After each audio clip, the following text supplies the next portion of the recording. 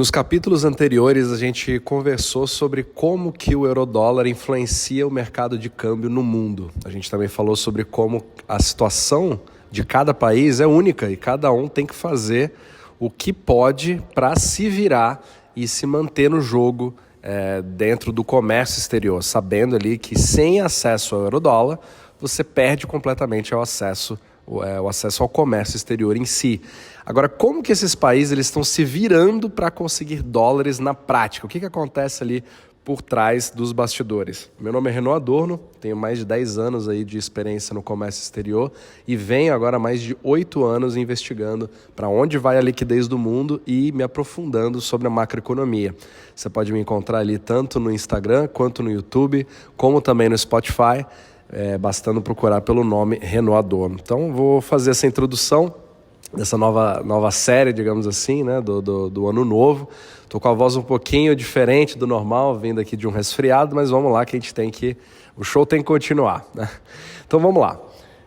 Primeiro a gente conversou sobre o mercado de câmbio, falando ali que países que estão ali na berlinda, digamos assim, que são aqueles países mais o chamado de terceiro mundo antigamente, que são os em desenvolvimento, países emergentes, são aqueles que ficam entre você participar mais ou participar menos do comércio exterior. Toda hora eles têm um risco maior e volatilidade, onde o mercado fica olhando para onde que ele vai, porque depende muito do que acontece na política interna. Pode ter uma troca de governo, pode ter alguma coisa que faz com que a percepção de risco dos bancos participantes do eurodólar mude e o câmbio mude. E talvez você esteja ouvindo e pensando, não, o Brasil se enquadra nisso. Ele até se enquadra, mas talvez não tanto quanto uma série de outros países, como a Argentina, como o Sri Lanka, como a Índia,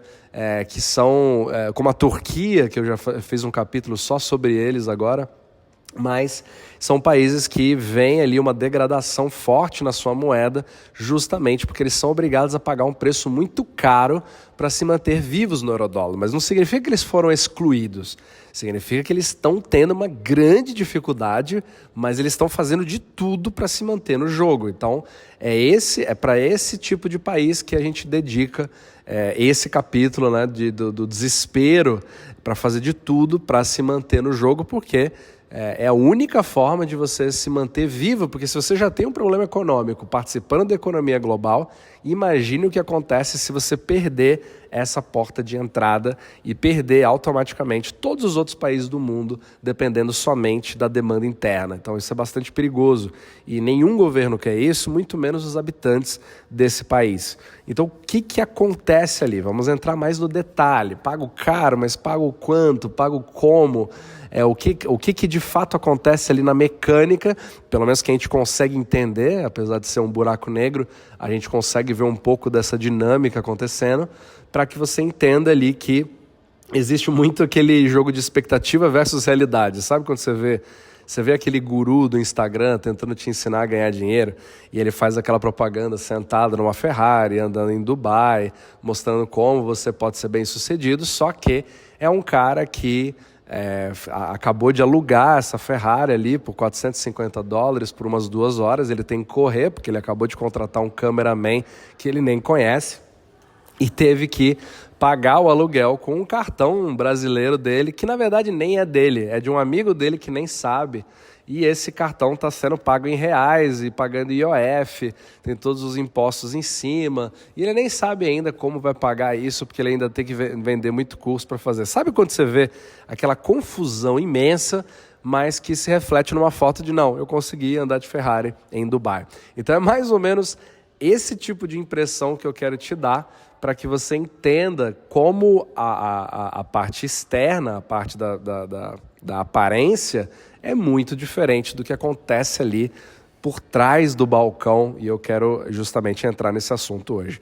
Então, o que acontece quando você tem um país que não tem colateral, né, que está com sérios problemas, ou que os bancos não confiam muito, esses países têm que se virar. Então você tem uma certa criatividade que o sistema bancário, principalmente local, vai encontrar para solucionar esse problema.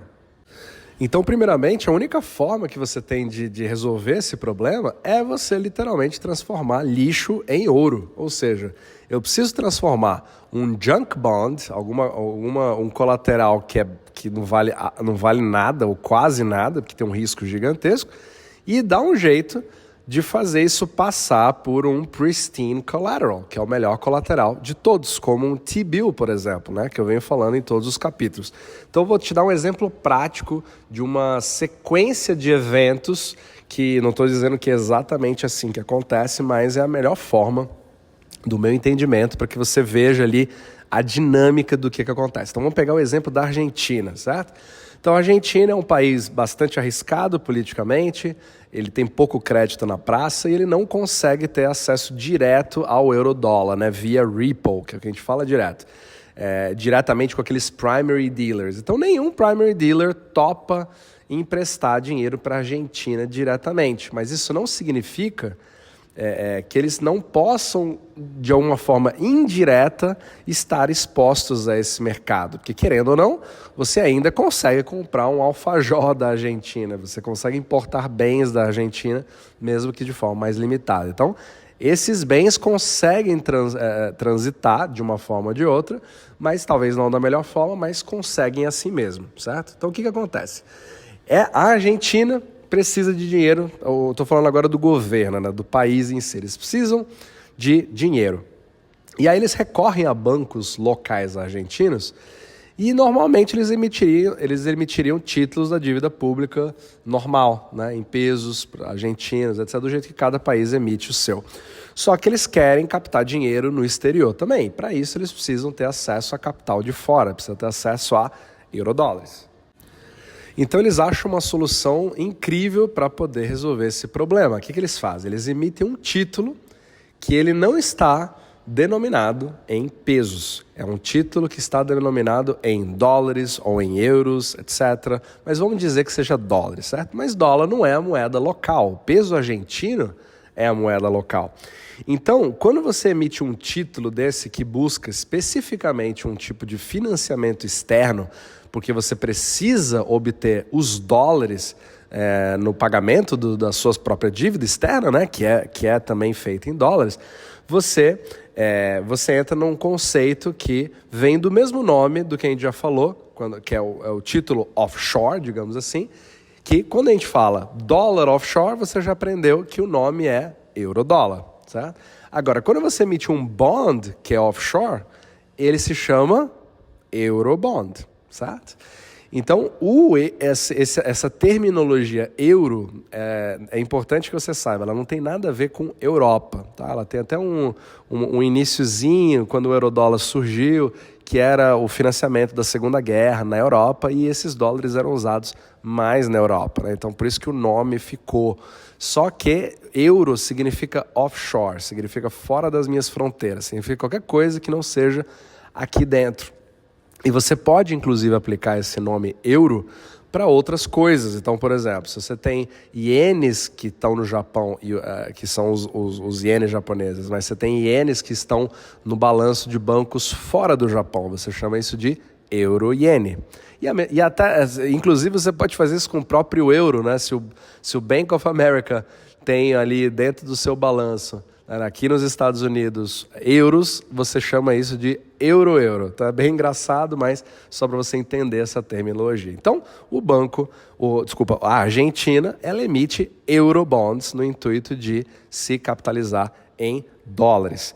Só que aí ela emite isso para bancos locais argentinos. Então ela chega para um banco local argentino, que eu vou denominar Banco Argentino A, chega para o Banco A e fala para ele, olha, eu estou querendo dólares, então estou te vendendo esse título aqui para você me dar dólares, eu quero que você capte esses dólares no mercado. Então o Banco A, ele vai ficar encarregado justamente de ir para o mercado internacional e dar um jeito de obter aquilo ali, porque ele agora está com um Eurobond na mão.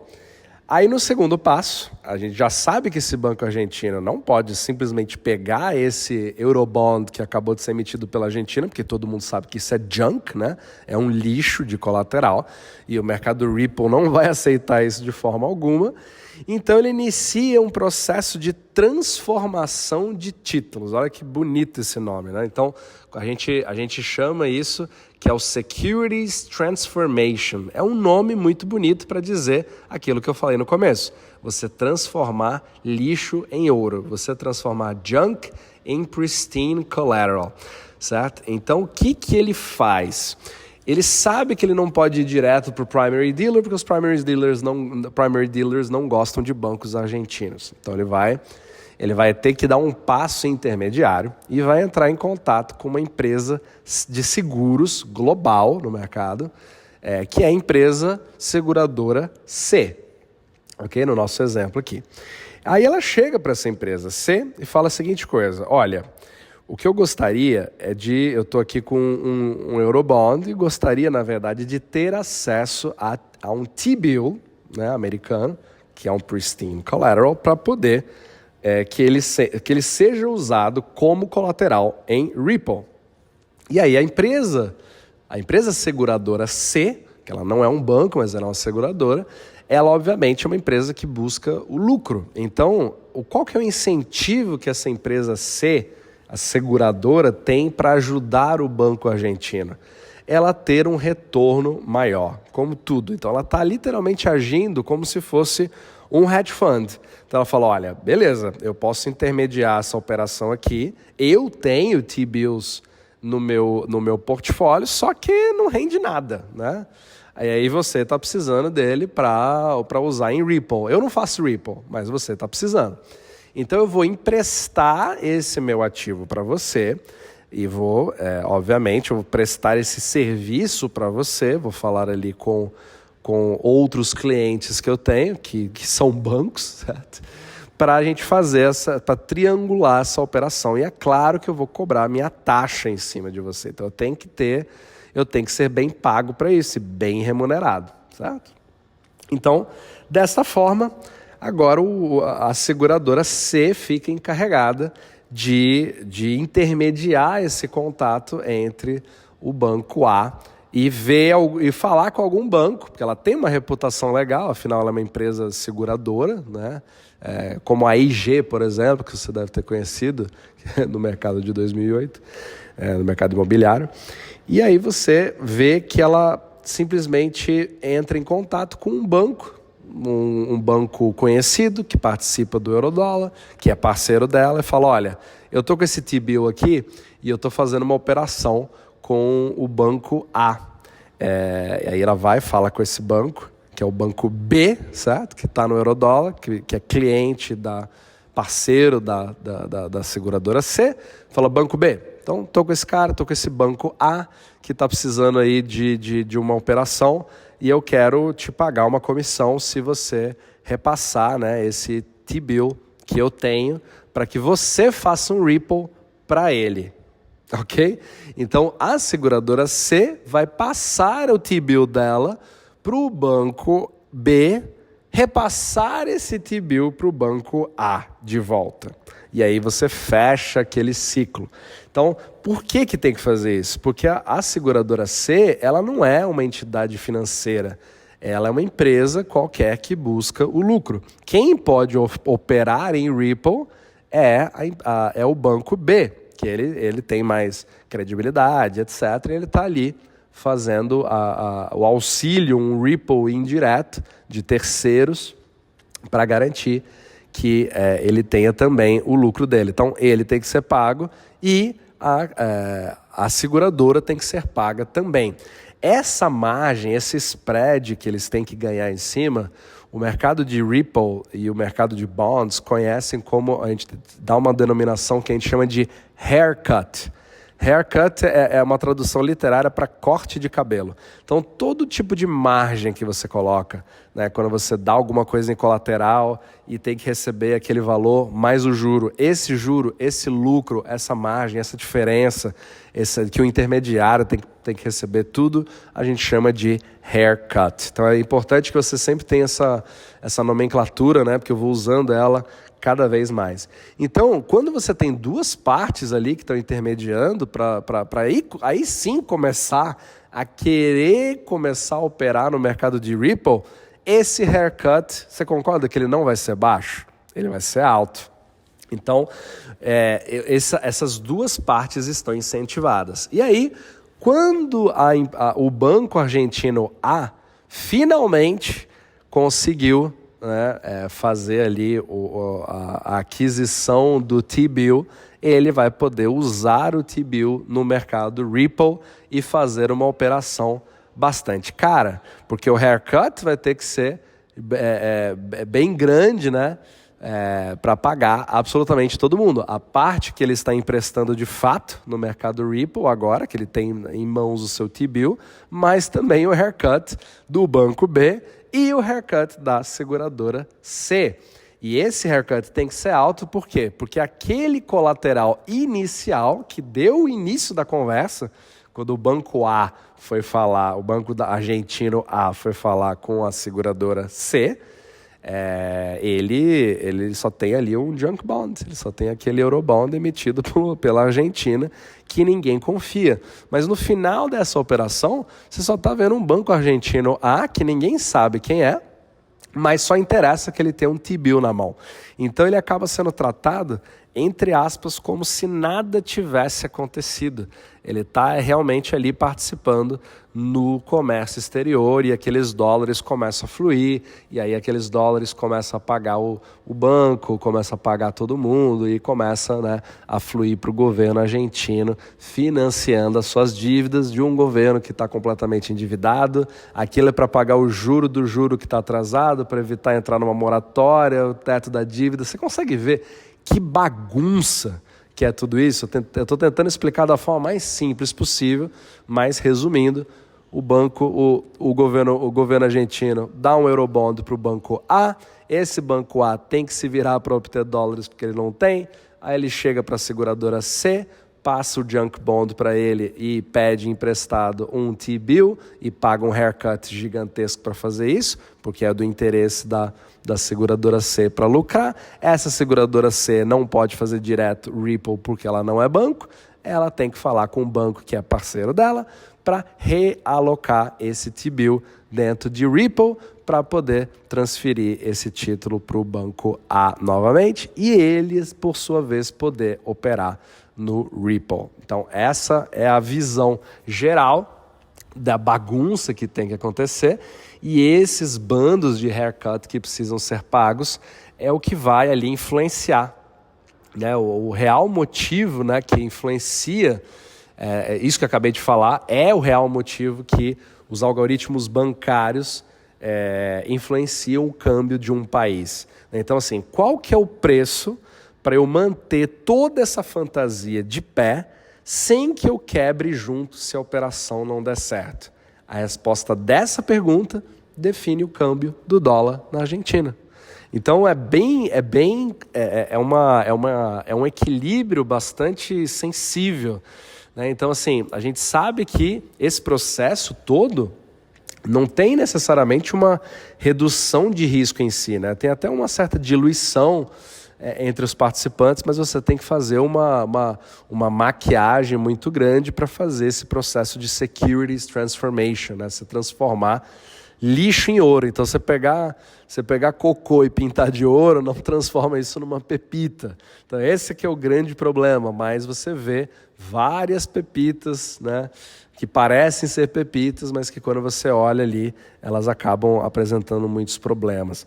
Então, isso que eu te expliquei, não sei se ficou claro, depois vocês me mandem feedbacks, espero que possa ter deixado aí um pouco mais claro, né, o que acontece, mas isso é só um overview, tá? É a forma mais simples que eu tentei para sintetizar esse funcionamento. Mas o mais importante, o que me deixa mais fascinado é que essa mecânica complexa, envolvendo seguradora, envolvendo rehipoteca de colateral dos outros, né? A hipoteca com fator multiplicador em cima do colateral, tudo isso mostra assim, como a vida de milhões de pessoas que nasceram ou que moram no país, entre aspas, errado, né, podem sofrer consequências que mudam as suas vidas para muito pior por conta de um sistema bancário que eles não somente não entendem, como eles também nunca nem ouviram falar. Então, pessoas comuns, cidadãos que estão tentando trabalhar, tentando fazer as coisas, eles não entendem por que os preços das coisas estão subindo num determinado país e acham que é o governo X ou Y que vai resolver alguma coisa. Mas realmente o sistema financeiro tem muito mais influência do que a gente pode imaginar, e aos poucos a gente vai desvendando aí os passos, essas camadas da cebola, digamos assim, para entender cada vez mais o que fazer e como proteger nas nossas finanças e, obviamente, as nossas famílias.